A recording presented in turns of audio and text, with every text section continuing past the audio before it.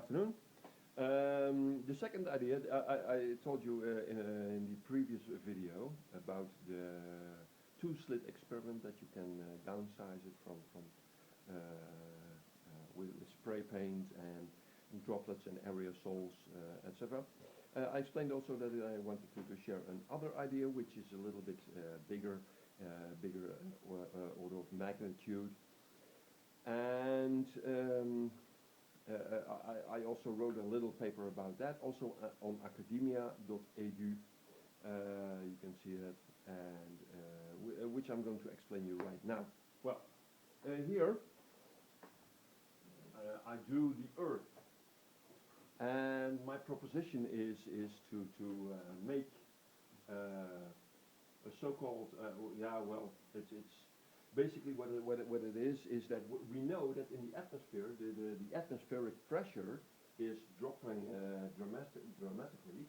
If you go from zero, the ground floor here, sea level, and you go up 10 kilometers, the pressure, this is not to scale. I must admit this graph is not to scale. I admit that. But it drops dramatically to very low pressures if you go several tens of kilometers upward. That means you can use that. I mean, on high mountains like Mount Everest, they have to use oxygen canisters or vessels, diving vessels, for going up that mountain, which you also use when you go diving. Now, what you can also do is build an artificial mountain into the sky and evacuate it. Make a hollow mountain and evacuate it. There have been plans in the past to build a so-called space elevator. Well, this is not a space elevator, but what you can do is make an artificial hollow mountain like this, and the higher the better, of course. I mean, the higher you get, the lower the gas pressure of the atmosphere will be, and you can evacuate that area. I mean, in the first place, of course, if you build it, there will be normal atmospheric pressure. That would be handy in constructing it. But then you can use vacuum engines to draw out the air, and the level of the atmospheric pressure will never come higher or higher than the pressure that is valid if you, of course, make this mountain gas tight. That's the assumption, that you make it gas tight as much as possible, at least from the inside and maybe also from the outside. And you can make it as high as you want. And then I'm talking about, of course, in the beginning you have to experiment with it. And I'm not saying this is technically possible. It's a rather bold idea, but if it would work, it would be great. And it will cost a lot of money, that's for sure. I don't have that, sorry. I just checked my wallet, but it's not in there, so. But there may be some interested parties that may be interested to do so. And what you can do is make this mountain about, or at least this diameter of this gap, about 5 to 10 kilometers in diameter. And of course, what you have to do is because ground, the ground that we stand on, is also is not gas tight. It will leak gases. So what you have to do is also to make a bottom that is gas tight, of course, which makes sense. And then you can create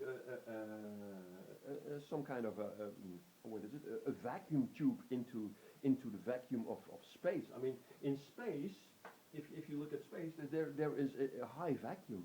We know that there is almost no pressure.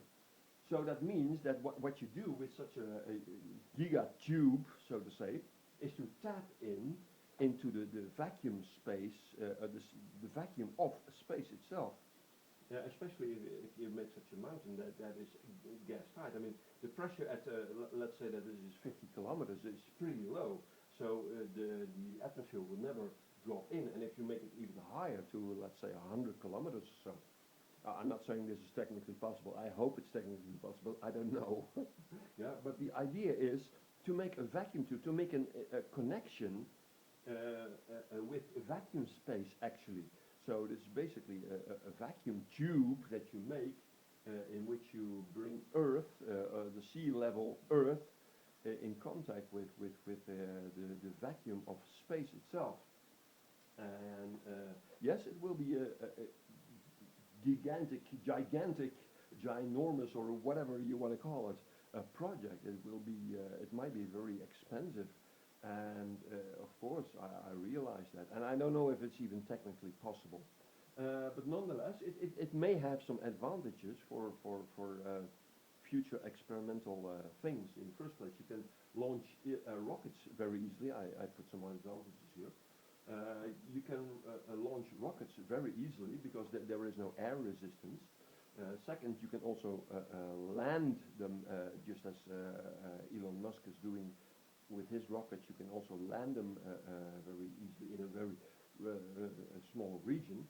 Secondly, you have a very clear sight into space. I mean, there is no air, so there is no air disturbance in observing things which are in space.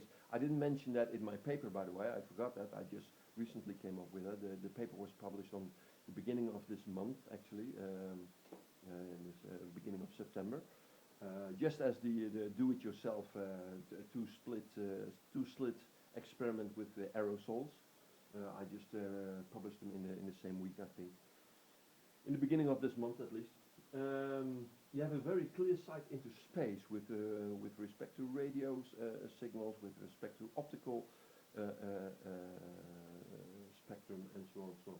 And you can do also some vacuum experiments in free fall, for example, in a big space, a big room, big area. I mean, if you have a mountain of 5 or a tube of 5 to 10 kilometers in diameter, you have a lot of room to do some interesting experiments and use the vacuum of space itself as your laboratory without going up and down with rockets. I mean, the rockets they cost a lot of money as well. Kicking them into space and getting them back over and over and over and over and over again. Well, if you can stop doing that by creating such a huge vacuum tube into space, then it saves a lot of money. I mean, this mountain may cost a lot of money, I agree, but think of the savings of what you can do with saving sending rockets up and down into space. I mean, if you can make observations from here instead of sending telescopes like the Hubble telescope into space, that could save, in the long run, it could save a lot of money.